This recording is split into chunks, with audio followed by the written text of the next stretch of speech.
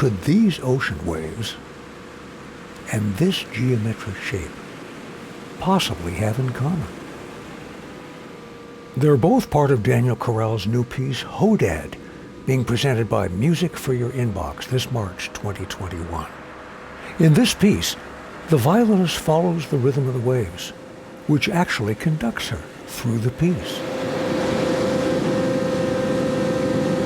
I wrote Hodad to be a reminder for how great it is to find some beauty out in nature. The score that I made is really just a guide for interpreting the ocean waves from the beach. The waves themselves are really what complete the score.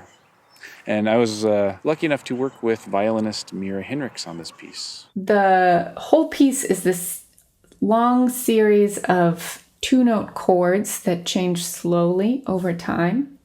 So as a performer, you are standing on the beach and you're looking out at the waves, and you look and you kind of see a wrinkle in the water pretty far out. And that's when you start playing the first chord. And then as the wave grows and grows, you pick a spot in the middle. And as soon as that spot starts to crest over, then you change chords. When you can kind of tell the wave is starting to hit the sand, then you change chords again. And then as the wave washes out and is kind of taken over by the incoming waves, then you change chords again. To play these chords, you are listening for a certain sound.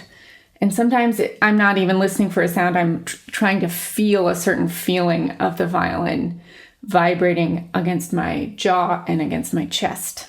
It's a very physical piece as well as an aural piece. The notes that Mira is playing on the violin in this piece are connected to the Schumann Resonance of 7.83 hertz. Basically, Schumann resonances are the average resonant frequencies of the electromagnetic field in the space between the Earth's surface and the upper atmosphere. It's a naturally occurring frequency that wraps around the planet and is activated by things like lightning. The notes that Mira is playing in this piece are connected to the Schumann resonance of 7.83 hertz through something called just intonation. In this version of just intonation, the notes are all connected to upper partials of this frequency.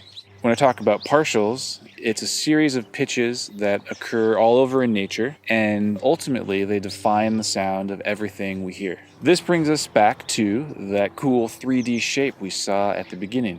This shape's called a Stellate Hexane, and it's one version of just intonation that was theorized by Irv Wilson.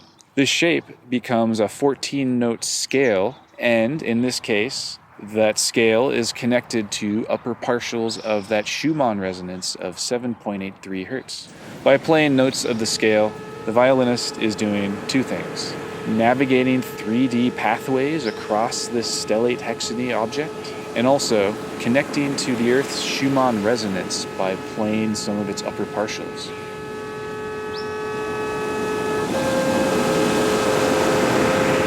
I've explored this Schumann resonance before. Check out these chimes that I made back in 2019, which have the same notes as Hodad.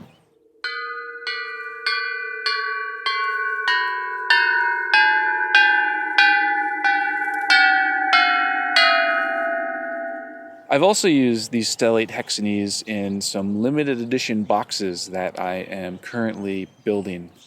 Though I haven't tuned them to a Schumann resonance, they do use the same 14-note scale.